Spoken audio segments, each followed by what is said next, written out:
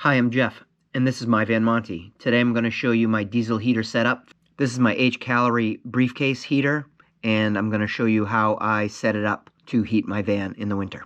This is not a sponsored video. I bought this unit with my own money, just giving some tips on how to set it up. I'm testing out my Hcalory briefcase heater. I have it hooked up and sitting on a tire mount. I made a little window attachment so that the hose can go inside and give me some heat inside the van when I'm camping in the winter. The piece I used for the window was some foam insulation board. I just cut it to size, then cut a hole for the hose to go through for the inside. Hopefully this will keep me warm. Right now it was 36 degrees inside the van. The heater is powered by my additional EcoFlow battery that's in the back here.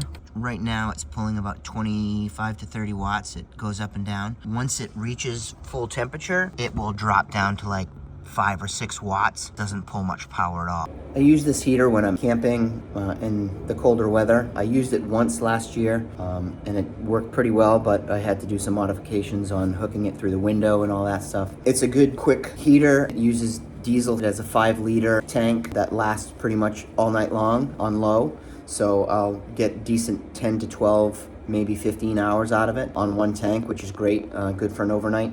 And it keeps the van nice and warm. It's a simple option since I don't have a heater installed in the van when I purchased it, so buying this for under $200 was a good deal for me to have heat, and I can use the van all 4 seasons. The cool thing about this is all the pieces, the hose, the muffler, and then the air vent there, it all fits inside the case.